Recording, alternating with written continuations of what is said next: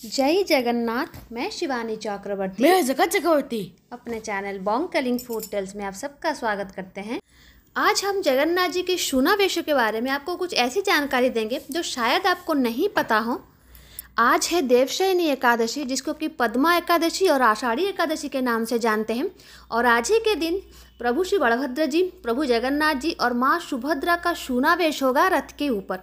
वैसे साल में 5 बार प्रभु का शूनावेश होता है।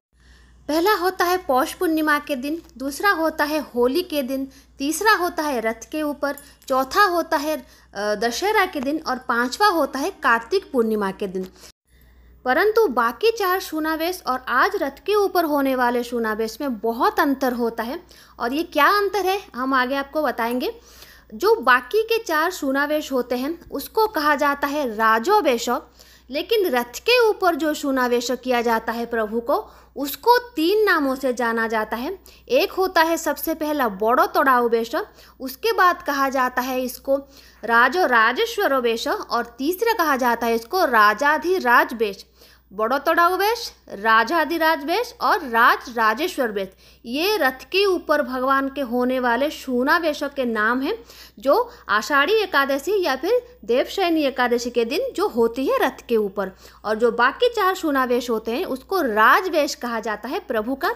और रथ के ऊपर जो शूनावेश प्रभु होते हैं उसमें भगवान जी बहुत सारे अलंकार धारण करते हैं, लेकिन बाकी 4 जो शूनावेश होते हैं उसमें इतना नहीं करते।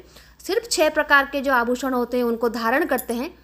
और रथ के ऊपर शूनावेश में और एक चीज़ होती है जो साल में एक ही बार होती है, वो है प्रभु बलभद्र जी के लिए प्रभु वासुदेव, माँ सुभद्रा जी के लिए देवी भुवनेश्वरी और प्रभु जगन्नाथ जी के लिए प्रभु नारायण जी की सोने की मूर्ति को मंदिर से लाके, जो मंदिर का जो भंडार घर है वहाँ से लाके रथ के ऊपर विजय कराया जाता है, अर्थात उन्हें रथ पर लाया जाता है। इसी शूनावेश के दिन यहाँ पर उनका अभिषेक होता है।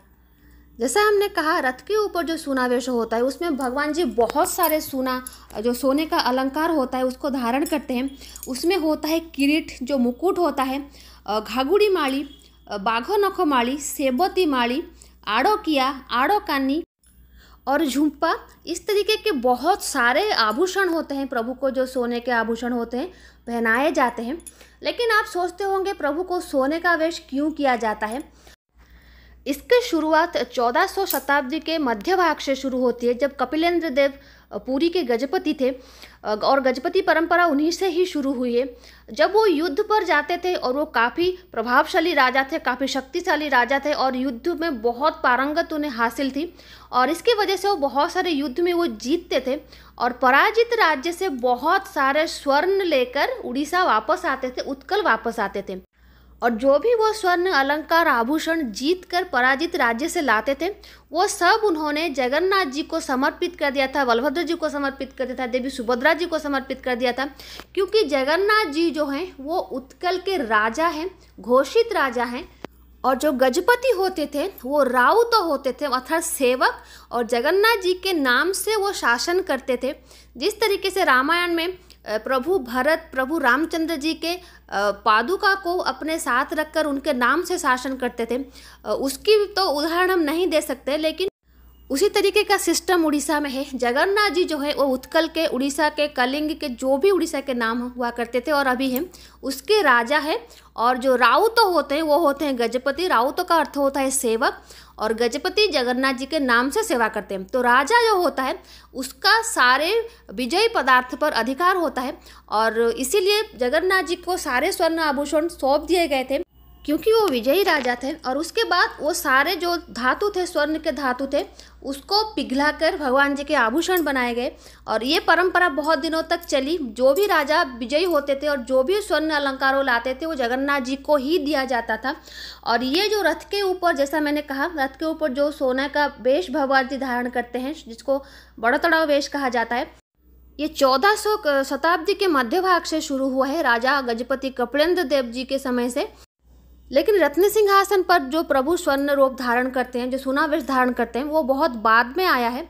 रथ के ऊपर सबसे पहले होता था और ये रथ के ऊपर इसीलिए होता था ताकि पूरे विश्व को उत्कल की राजा के गौरव और उनकी प्रतिपत्ति का पता चले।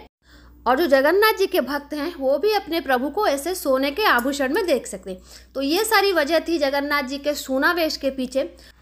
और आज के दिन प्रभु का महास्नान भी होगा रथ के ऊपर सूनावेश के बाद, क्योंकि अभी तो प्रभु स्वर्ण आभूषण में पूरी तरीके से सज के बैठे हैं, लेकिन जब इसकी उलागी होगी, मतलब जो आभूषण है उसको निकाला जाएगा, उसके बाद एक भोग लगेगा जिसको कि कहा जाएगा बड़ो सिंगार बल्लभ। और ये मंदिर प्रशासन की तरफ से भोग होता है, बहुत सारी क्वांटिटी में भोग होती है और इसको भक्तों में बांटा जाता है, इसलिए इसका नाम है बड़ो सिंगार बल्लभ। और ये बड़ो सिंगार बल्लभ एक बार होता है और रथ यात्रा के टाइम पे आज ही के दिन, एकादशी के दिन, जो बड़ो एकादशी है, आषाढ़ी एकादशी है या फिर देवशयनी एकादशी है, जो भी आप इसे कहें, इसी के दिन ये भोग होता है। और वो भोग समाप्त होने के बाद भगवान जी का महास्नान होगा और उसके बाद आज की नीति जो है वो समाप्त हो जाएगी। और कल भगवान जी का अधोरपणा नीति है, तो वो तो भगवान जी के जो साथ गए थे, जो चंडी चामुंडा जो देव गए थे, उनके लिए अधर्पणा नीति होगी, तो उनकी प्रिपरेशन शुरू हो जाएगी। तो ये थी छोटी सी जानकारी जगन्नाथ जी के स्वर्ण जो वेश होता है, जिसको उड़िया में सूनावेश कहा जाता है, तो उसके ऊपर। आई होप ये इन्फॉर्मेशन आपको अच्छा लगा होगा। तो आज के लिए इतना ही, रहते हैं। जय जगन्नाथ, जय माँ काली।